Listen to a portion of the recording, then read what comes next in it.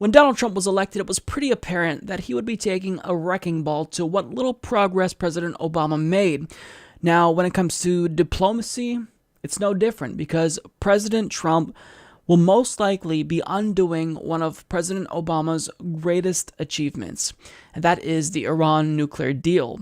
So, Reuters reports President Donald Trump is expected to announce soon that he will decertify the landmark international deal to curb Iran's nuclear program, a senior administration official said on Thursday, in a step that potentially could cause the 2015 accord to unravel. Now, in decertifying the Iran nuclear deal, Donald Trump contends that he wants to do this because the deal is, quote, an embarrassment, and he also calls it the worst deal ever negotiated. Now, that's a statement that is not only idiotic and hyperbolic, but it's also wrong because this is a deal that actually is one of the best the United States has ever negotiated. But nonetheless, he also states the Iranian regime supports terrorism and exports violence, bloodshed, and chaos across the Middle East. That is why we must put an end to Iran's continued aggression and nuclear ambitions. They have not lived up to the spirit of their agreement. We must not allow Iran to obtain nuclear weapons. Well, this deal does just that. It prevents Iran from getting a nuclear weapon. And we know this because the IAEA is inspecting Iran. They've allowed them to come in and make sure that Iran doesn't get a nuclear weapon. And I love how he states here that they haven't lived up to the spirit of the deal. Meaning, they haven't overtly violated the deal like I am implying, but, they just haven't lived up to the spirit of the deal.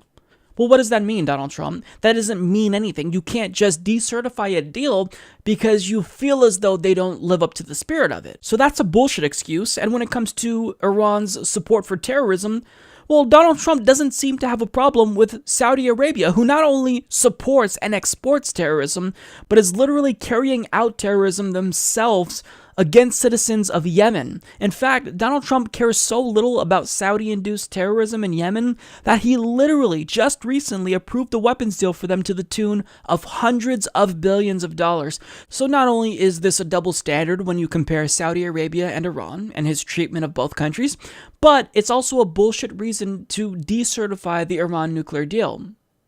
So what's this really about? Well, I think that Donald Trump's hidden agenda is pretty apparent, actually. This is about war. Republicans have been wanting to invade Iran for a very long time. So in saying that they're not complying with the Iran nuclear deal, well, then you can sell to your base that, maybe they're developing a nuclear weapon. And if they are developing a nuclear weapon, what's the next logical conclusion for Republicans? Well, of course, we have to go in there and invade them and make sure that they never build a nuclear weapon. We have to take out their nuclear facilities. I mean, this is about militarism. This is about the military-industrial complex profiting off of war and Donald Trump acting as a puppet to them. And in constantly attacking the Iran deal when they have no good reason to do so, when they claim they don't want Iran to get a nuclear bomb, when this stops them from getting a nuclear bomb, I mean, Republicans are just paving the way for intervention. They're incredibly transparent, and we cannot allow Donald Trump to do their bidding while pretending that, he's really concerned about Iran not holding up their end of the bargain. But they are complying with the deal.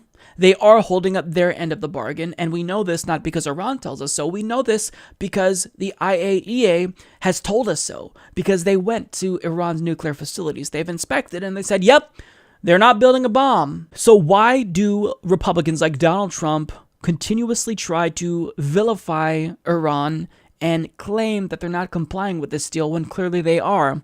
Well, as ex-CIA analyst Paul R. Pillar puts it, one purpose of the opponents in talking so much about Iran's, quote, nefarious, malign, destabilizing behavior, or NMDB, is to arouse an emotional aversion, to cultivate general distaste for Iran that will make people believe they will get their hands dirty by having any dealings with it.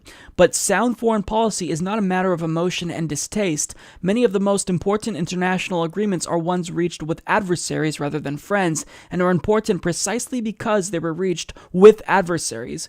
Emotion and distaste are enemies of reason and prudence in advancing one's national interests. Opponents of the Joint Comprehensive Plan of Action, which is the Iran deal, also have tried to portray Iranian obligations as far more extensive than anything Tehran ever signed up to, as part of a strategy of getting people to believe, contrary to repeated findings of the international inspectors who scrutinize weaponize the Iran nuclear program, that Iran has been violating the agreement. But I mean, really, it goes further than what he's saying here, and vilifying Iran and trying to get you to think that they're not complying with this deal.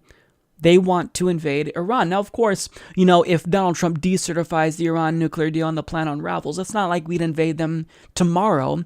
I mean, this is all about paving that path towards intervention. This is what we do. We kind of plant that seed, and this is what they're doing. They're planting the seed and hoping the American people will pick up what they're putting down, and that, hey, Iran, even though we tried to stop them from getting a nuclear bomb, well, they didn't listen to what we had to say. They didn't comply with the agreement. So clearly, maybe the government is justified in actually intervening and bombing Iran.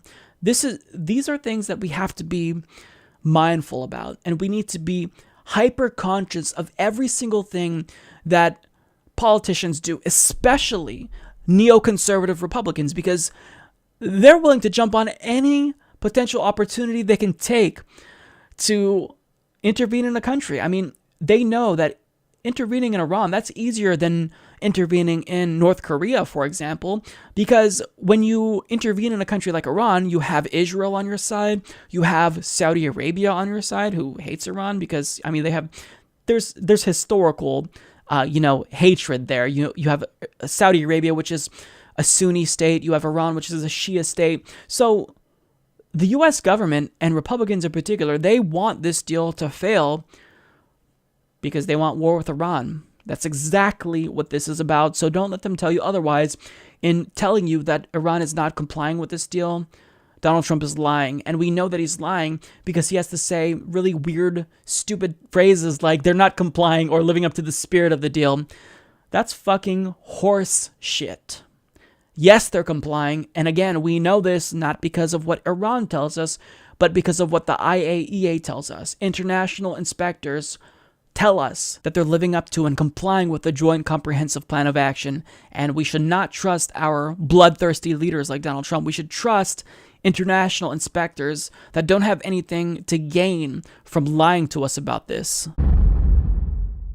Support this podcast by becoming a patron at patreon.com/Humanist Report.